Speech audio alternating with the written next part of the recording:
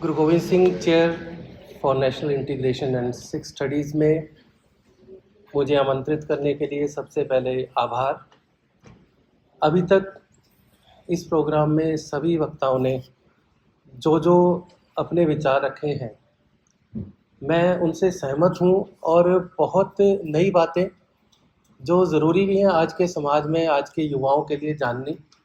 और एक तो जो बिंदु थे जो मैं भी चाहता हूं कि इसी संदर्भ में आपसे शेयर करूं, क्योंकि ये समय बहुत महत्वपूर्ण है, जिसको कहें कि क्रूशल है। हमारी जो सामाजिक समरसता में जितना विघन इस समय पड़ा हुआ है, उसको ठीक करने का वक्त है, उसको सही रूप में सामने लाने का जो हमारे प्रयास है। और गुरु Govind Singh chair for national integration, अगर इसको आप प्रॉपर समझें तो ये एक ऐसी चेयर नहीं है कि आप कोई प्रोग्राम किए और गुरुओं को याद किया और कोई उत्सव मना लिया, वैसा नहीं है। यूनिवर्सिटी में ऐसी चेयर करने का एक जो प्राय है या एक उसकी ज़रूरत है, वो ये है कि एक वैचारिक उपलब्धि जो उस समय की गुरुओं की और गुरु गोविंद सिंह की मुख्य तौर पर, वो हमें बुनियादी तौर पर जानना ज़रूरी है। मैं अपनी बात गुरु नानक जी से शुरू करूँगा। जब बाबर का हमला हुआ तो उन्होंने सबसे पहले जो बाबर वाणी में उच्चारा, खुरासान खसमाना किया, हिंदुस्तान डराया। अब ये जो चीज़ है, मुझे लगता है कि स्कूल के जो यहाँ पर विद्यार्थी बैठे हैं और मेरे साथ जो बाकी विद्वान लोग भी बैठे हैं, ये शब्द सुना होगा, लेकिन इसको सही संदर्भ में समझना बहुत ज़रूरी है। खुरासान खसमाना किया, जो बाबर वेस्ट से जीतता हुआ, हिंसा करता हुआ भारत पर आ रहा था, तो गुरु नानक ने कहा कि हिंदुस्तान डराया। अब एक शब्द जो है यहाँ पर हिंदुस्तान, आप उसको अपने मन में रखिएगा। और उसके बाद नौवें गुरु, जिनको हम हिंद दी चादर गुरु तेग बहादुर बोलते हैं, वहाँ भी शब्द आता है हिंद। फिर एक और शब्द जो है गुरु गोविंद सिंह जी का, सगल जगत में खालसा पंथ गाजे, जगे धर्म हिंदूक, तुर्क तुंद भाजे। यहाँ भी जो है हिंदूक शब्द आ रहा है, हिंदू नहीं आ रहा। इंपॉर्टेंट चीज़ है, जागे धर्म हिंदूक, मतलब हिंदू का धर्म जागे। इसीलिए उस धर्म को जो सनातन है उसको जगाने के लिए, क्योंकि इतने अत्याचार हो रहे हैं, उसको जगाने के लिए खालसा पंथ की स्थापना हुई है। ये रोल है हिंदू के लिए। हिंदू यहाँ पर कोई सिर्फ मात्र रिलीजन, मज़हब नहीं है, क्योंकि हमारे यहाँ ना रिलीजन है कोई, ना मज़हब है। हमारे यहाँ पर धर्म है जो सनातन है। और गुरु नानक ने जब हिंदुस्तान कहा तो वो पूरी सभ्यता को एड्रेस कर रहे थे, जिसका एक विशेष गुण है, भारतीय सभ्यता का जो विशेष गुण है वो धर्म केंद्रित है। धर्म के ऊपर केंद्रित जो हमारी सभ्यता है, उसी को आधार में रखते हुए गुरु तेग बहादुर जी ने अपना बलिदान दिया, इसलिए उन्हें हिंद की चादर कहा गया।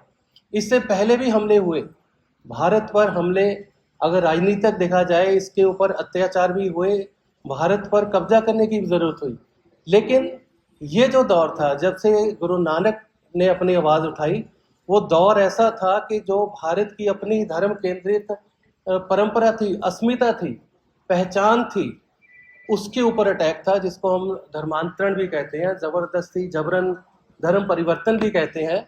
और उसमें आज तक भी हम ये सुनते आए कि हिंदू कौम बहुत डरपोक हो गई थी जब बाहर से हमले हुए। मैं हैरान हूँ इस चीज़ को मान लेने वालों पर कि जो डरपोक थे वो तो धर्मांतरण करके बदल गए, जो नहीं बदले क्या वो डरपोक है? कमाल है। और इसके लिए जो दीवार बने, जिनमें सनातनियों में चेतना पैदा की गुरु नानक देव जी ने, और गुरु तेग बहादुर जी ने अपना बलिदान देके एक कोशिश की कि बिना किसी हिंसा के अगर लोग जाग जाएं, अपने धर्म पर खड़े रहें, तो बलिदान दिया जाता है पहले, अपना सेल्फ। किसी के ऊपर हमला नहीं किया था। लेकिन जब वो भी कामयाब नहीं हुआ तो अगला कदम था जब गुरु गोविंद सिंह जी ने हथियार उठाया और अपनी धर्म की रक्षा के लिए पूरे समाज को जागृत किया और उसमें कामयाब हुए। और ये पहचान सिख की है और खालसा की है और हमारी सभ्यता को बचाने वालों की है। तो इन बिंदुओं के साथ मुझे लगता है कि इसमें इस चेयर के अंदर सिख स्टडीज़ में जो कार्यक्रम या कुछ रिसर्च प्रोजेक्ट्स भी मुझे लगता होंगे, तो इन बिंदुओं को विशेष रूप में ध्यान रखकर अगर किए जाएंगे तो उसका बहुत लाभ हमारी सोसाइटी को होगा, क्योंकि इसका सीमा पंजाब तक नहीं है। आपको हैरानी होगी, पूरे गुरु ग्रंथ साहब में पंजाब नाम नहीं आता, पंजाब शब्द का इस्तेमाल हुआ ही नहीं पूरे गुरु ग्रंथ साहब में। हिंद का हुआ है, हिंदुस्तान का, हिंदू का हुआ है।